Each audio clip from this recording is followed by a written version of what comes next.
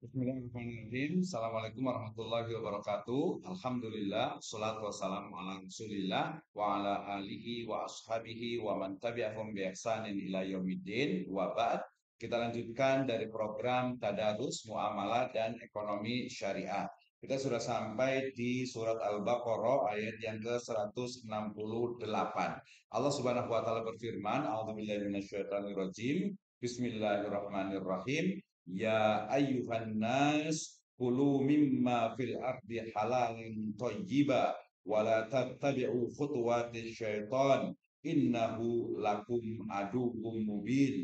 Wahai manusia, ya ayyuhan nas, makanlah sebagian makanan di bumi yang halal lagi baik dan janganlah mengikuti langkah-langkah syaitan. Sesungguhnya syaitan itu bagimu merupakan musuh yang nyata. Shadaqallahul azim. Ya, ayat ini dalam Al-Baqarah ayat 168 menjadi pedoman bagi setiap muslim ya untuk dia melakukan ya konsumsi yang halal dan juga thayyib ya.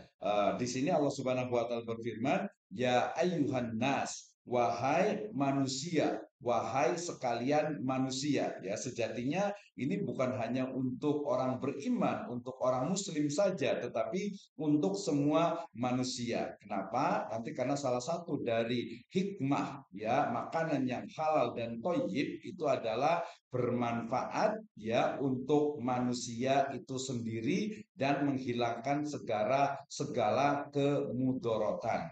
Ya ayuhan nasu, ya wahai manusia, kulu mimma fil ardi, ya makanlah apa-apa yang datang, yang ada dari muka bumi, yang ada di bumi ini, ya halalan thayyiba, yang halal dan juga thayyib, ya yang halal maknanya dihalalkan, dibolehkan oleh syariat Islam, dan thayyiba ya yang thayyib, yang baik, yang tidak merusak, yang tidak mendatangkan mudorot bagi manusia itu sendiri. Wala tattabi'u khutuwatis syaiton, dan janganlah kalian itu mengikuti langkah-langkah syaiton ya. Salah satu bentuk dari langkah-langkah syaiton itu adalah mengonsumsi ya makanan yang haram dan juga khabis ya yang tidak thayyib. Ya, dikatakan kenapa? Ya, innahu lakum aduwwum mubin. Sesungguhnya syaitan itu adalah musuh yang nyata bagimu, ya, bagi manusia tentu saja. Nah,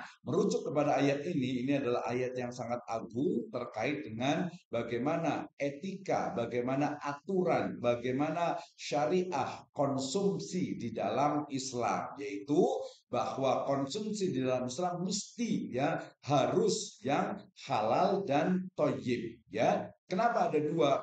Karena ya yang halal itu sudah pasti dan harus ya. Tetapi ada beberapa makanan yang dia itu halal tetapi tidak thayyib ya. Biasanya sifatnya itu khusus orang-orang tertentu, masyarakat tertentu atau komunitas tertentu. Misalnya ya makanan yang sifatnya itu sebenarnya itu baik gitu ya, halal, tetapi kemudian bagi para pengidap penyakit jantung misalnya karena rekomendasi dari beberapa dokter ahli kesehatan tidak boleh memakan sesuatu yang memang mendatangkan mudorot kepada kesehatan, kepada penyakit karena penyakit jantungnya tersebut ya. Misalnya juga ada yang sakit asam urat misalnya, kemudian dia tidak boleh makan biji-bijian ya, tidak boleh makan misalnya emping, melinjo dan sebagainya ya. Itu halal makanannya jelas gitu ya, tapi dia tidak toyib, tidak baik. Kenapa? Karena akan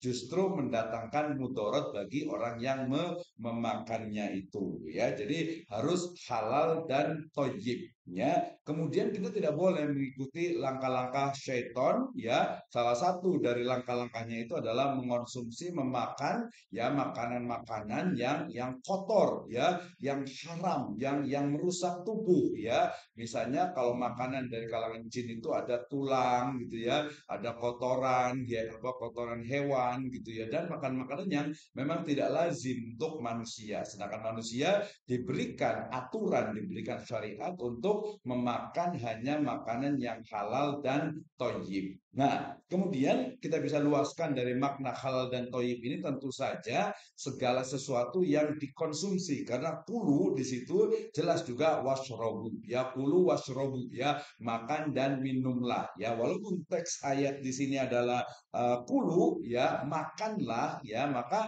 maknanya kita bisa berluas menjadi konsumsilah, makan minum ya, dan segala sesuatu yang kita konsumsi maka wajib yang halal dan toyib ya, mulai dari tadi yaitu makanan, kemudian juga minuman, kemudian juga obat-obatan ya, kemudian juga alat-alat kecantikan ya, suplemen kesehatan, termasuk juga layanan perbankan, layanan asuransi, layanan-layanan yang sifatnya itu pembiayaan keuangan gitu ya, pariwisata ya, semua hal terkait dengan kehidupan kita maka wajib untuk yang halal dan toyib. Nah, juga termasuk di sini ayat ini juga memberikan kepada kita ya bahwasanya pentingnya sertifikasi halal ya dalam banyak hal ya, misalnya segala sesuatu yang memang berkaitan dengan konsumsi kita ya, konsumsi makanan, minuman,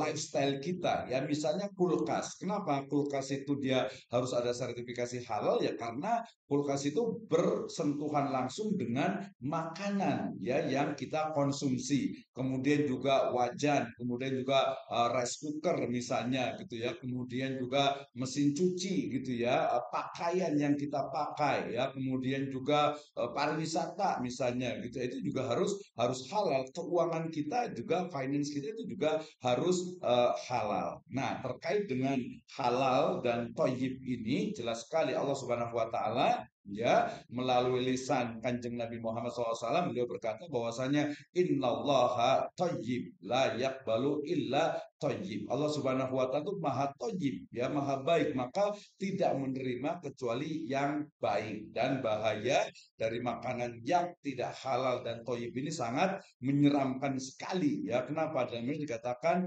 inna nabata atau inna lahma tumbitu au nabata minal harami wan naru aula biha. Darah, daging, tulang, sumsum yang tumbuh dari makanan, minuman, konsumsi yang haram, yang tidak halal, maka neraka lebih berhak baginya, lebih berhak bagi darah, daging, tulang atau sumsum tersebut. Maknanya ya dimasukkan, diazab di neraka karena makanan, ya minuman, ya segala sesuatu yang dikonsumsi oleh tubuh kita. Ya, kemudian ya ayat ini juga menunjukkan bahwasanya kita tidak diperbolehkan ya untuk mengikuti apa langkah-langkah syaitan ya, karena syaitan itu adalah musuh yang paling nyata bagi kita. Nah, oleh karena itu ya faedah ini ya, faedah dalam surat Al-Baqarah ayat 168 ya, pertama adalah yaitu perintah bagi semua manusia untuk mengonsumsi makanan, minuman ya, segala sesuatu yang kita konsumsi